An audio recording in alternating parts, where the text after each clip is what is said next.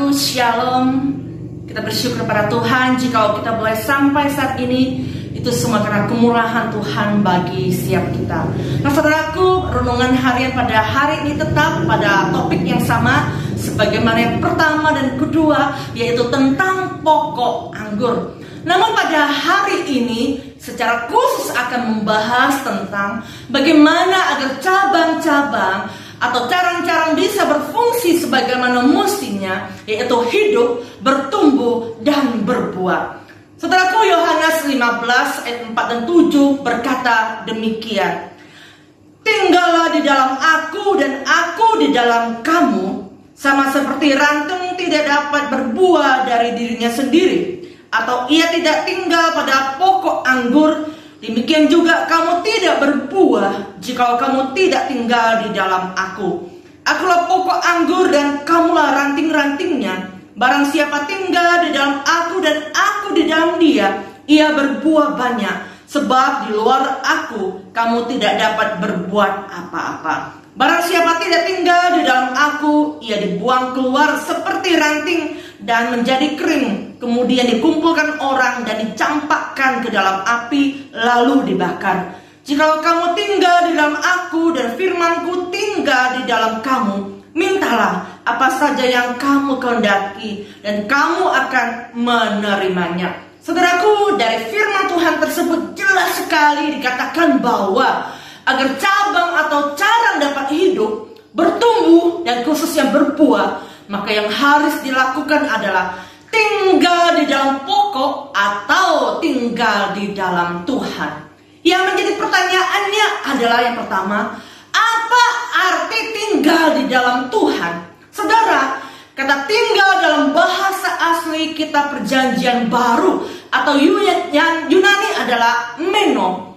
Kata ini cukup banyak kita jumpai di kitab perjanjian baru, karena ada sekitar 118 kali disebutkan, dan khusus di Yohanes 15 ayat 4 dan 7 ini saja kata meno ini ada 7 kali disebutkan.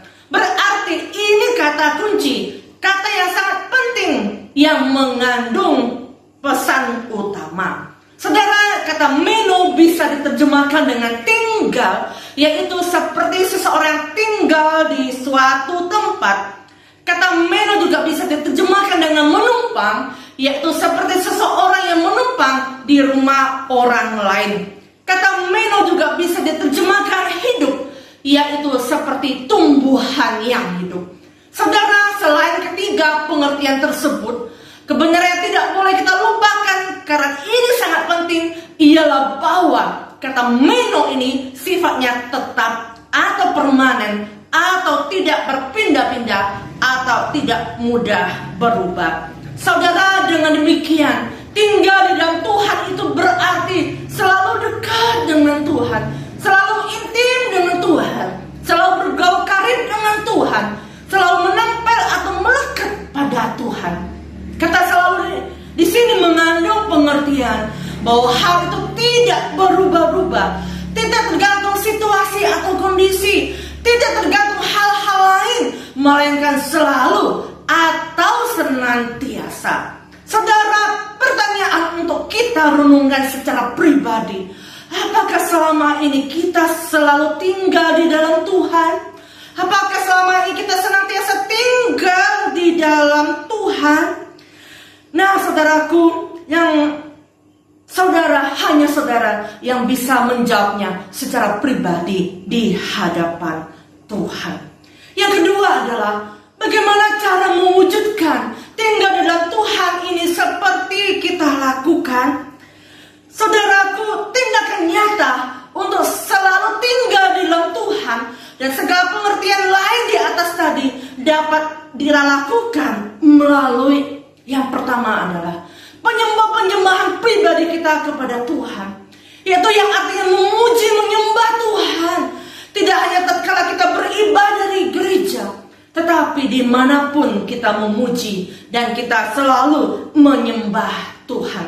Sehingga penyembahan kita tidak hanya sekedar seremonial atau rutinitas belaka, melainkan lahir dari sebuah kerinduan pribadi yang besar untuk selalu menyembah Tuhan dalam segala situasi, dan keadaan. Seperti puji yang mengatakan bahwa seperti rusa rindu sungaimu, jiwaku rindu Engkau. Kaulah Tuhan hasrat hatiku, ku rindu menyembahmu. Yang kedua adalah doa-doa pribadi kita kepada Tuhan.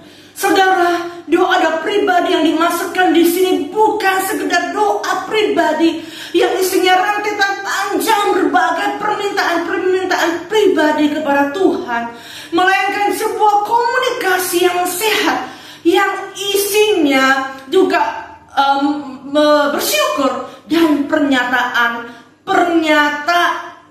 iman serta komitmen pribadi yang disampaikan kepada Tuhan dengan ketulusan hati. Yang ketiga adalah membaca dan merenungkan firman Tuhan secara pribadi. Saudara, poin ini sangat penting sebab bagaimana mungkin tubuh kita sehat jika kita tidak mendapatkan asupan makanan yang sehat. Demikian juga dengan rohani kita. Tanpa membaca dan merenungkan firman Tuhan secara berkelanjutan, tidak mungkin rohani kita mengalami pertumbuhan yang baik. Namun sayang sekali, seringkali kita justru mengabaikan kebenaran ini. Yang keempat adalah mempraktikkan firman Tuhan itu dalam kehidupan sehari-hari kita. Saudaraku, di dalam kitab Yakobus yang pertama, ayat yang ke-25 berkata demikian. Tetapi barang siapa meneliti hukum yang sempurna, yaitu hukum yang memerdekakan orang, dan ia bertekun di dalamnya, jadi bukan hanya mendengar untuk melupakannya, tetapi sungguh-sungguh melakukannya, ia akan berbahagia oleh perbuatannya. Dari firman Tuhan tersebut begitu jelas sekali bahwa firman Tuhan yang kita baca, kita dengar dan kita renungkan harus kita lakukan atau kita praktekkan di dalam hidup kita. Nah saudaraku, sebagai kesimpulan sekaligus komitmen kita pada hari ini, mari kita tinggal di dalam Tuhan, selalu melekat di dalam Tuhan, selalu dekat dengan Tuhan, selalu bergaul karib dengan Tuhan, baik lewat doa-doa pribadi, penyembahan pribadi, membaca sekaligus merenungkan firman Tuhan secara pribadi, secara kontinu dan konsisten, dan mempraktikkan firman Tuhan tersebut dengan sungguh-sungguh. Dan satu lagi saudaraku, mari kita secara sungguh-sungguh juga kita juga ikuti ibadah online setiap minggu saudaraku. Dengan sungguh-sungguh kita beribadah walaupun hanya secara online, walaupun hanya secara live streaming. Tapi mari kita berkomitmen melakukannya dengan sungguh-sungguh.